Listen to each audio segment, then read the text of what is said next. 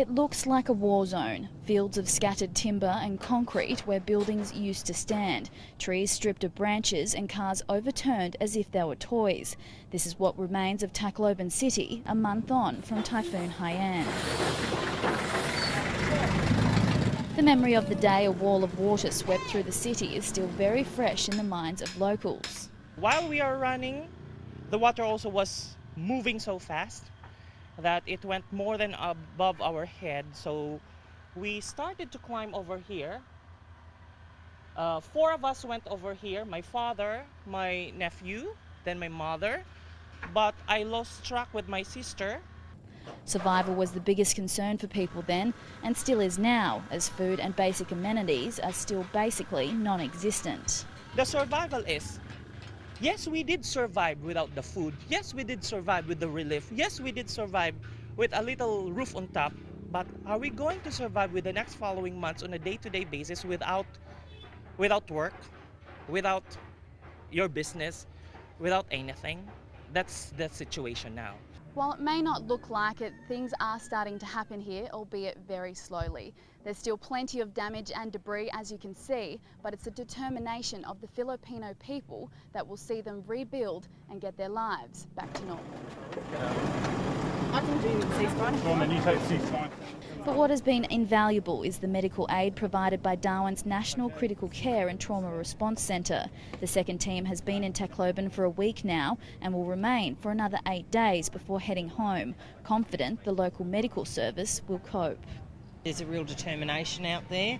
There's already survivor t-shirts. I survived, Yolanda as they call it.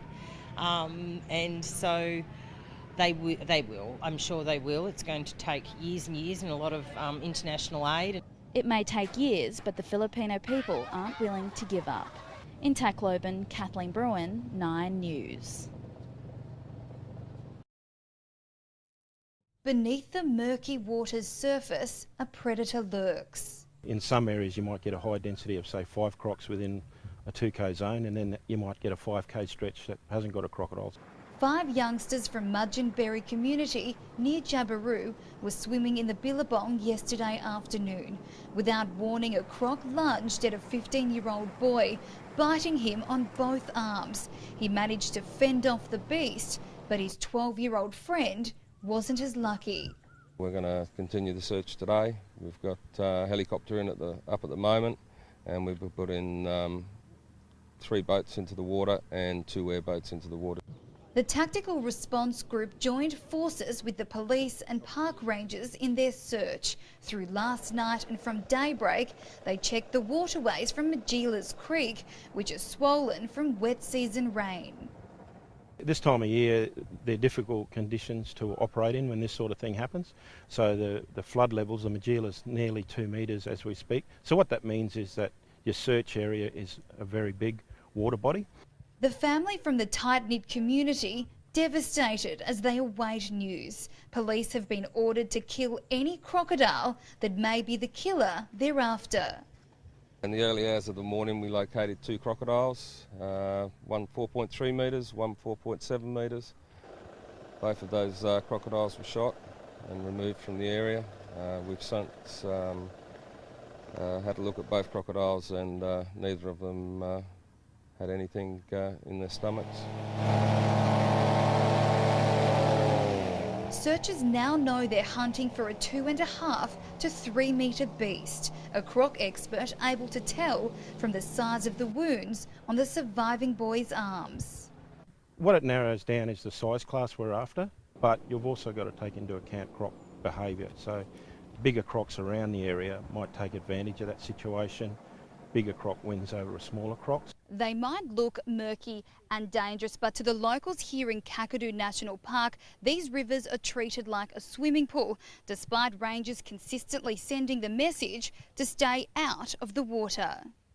The locals know the risks, and sadly it may have cost a 12-year-old boy his life.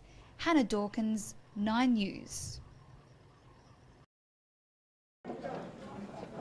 With its history and spectacular views, it's no wonder the Great Wall of China attracts around 40 million tourists each year. And it's not just foreigners, but Chinese people who come to the wall as if on a pilgrimage. We want to look around and go some place which is very famous, and we can have a good memory, and it is very great in our, because we are Chinese, so we like to go here. The Chief Minister became one of the millions to walk the wall, gaining an understanding for China's biggest and most popular tourist attraction. It's hoped that understanding can then be put to use in marketing the territory's own drawcards. Standing on the Great Wall is simply an amazing experience, and it does take your breath away. But it's that same feeling that tourists get when they see the wonders that we have in the territory, such as Uluru or Kakadu. So the challenge is harnessing that experience and selling it to the Chinese. What's really interesting to witness or identify is the cultural aspects that Chinese place on the Great Wall in a tourism aspect. And what we need to do from the Northern Territory point of view is not only rebuild our tourism relationship with China, but also really instigate the cultural importance of Uluru, Kakadu and the all-famous territory crocodile into the hearts and minds of Chinese, so that we can utilise those visual images to gain better tourism aspects. Air travel will be the next major hurdle for the territory to overcome, as many Chinese see Australia as too far and too expensive, let alone the NT. I wish I can have that day, but I don't sure I can go there. But the potential is there, given the 600,000 who travel down under each year are only a small amount of a massive population. And we are only realising between 3,000 and 7,000 in the Northern Territory. What we need to do is get greater exchange between those visitors to Australia towards the Northern Territory, but also ensure that we have a niche market of tourism targeting between China and the Northern Territory to realise those cultural important identities that we have to get better tourist dollars to the Territory. The Chief Minister flew to Vietnam today for the final leg of his Asian tour. He's scheduled to arrive back in the Territory on Thursday. In Beijing, Kathleen Bruin, 9 News. Nestled at the foot of Asia's tallest peak, Mount Kinabalu, a memorial honours Australian troops. It's quiet and peaceful, a stark contrast to the horrors these men faced before their deaths. There were tears in their eyes when they learned the horrible crime committed. Almost 70 years ago, Japanese Imperial forces brought more than 2,400 Allied prisoners of war to Sandakan to be used as a labour force. In January 1945, the men, already weak from illnesses and malnourishment, were forced to walk 260 kilometres west along rugged jungle tracks on 3 separate marches. Brutally beaten and starved, more than 800 prisoners died, the rest in camps. Only 6 Australian diggers survived after they managed to escape. Australia became a great nation today because of the life that lost in defending their country by the Australian men and boys. Here in Kundasang, this memorial was one of the first built to recognise the victims. The Sandakan Death March is considered the single greatest atrocity against Australians in any war. And while none of the men are buried here, it's just as powerful. And it's thanks to one man that this place looks like it does. Become deteriorated so badly, I decided to do something, reconstruct the site, repair, and it took us about a year. And at first we didn't know that this site is important. We just know that it's a war memorial. But when it's complete, words got out. People start coming in. Sevi has rebuilt and lovingly tended this memorial back to life, all by hand and out of his own pocket. But he doesn't care about the money. Tourist numbers to the memorial have increased, and it's the reactions from the families that he says makes it worthwhile. They realize it that their loved one did not die in vain. Their loved one died as hero, give themselves for their country.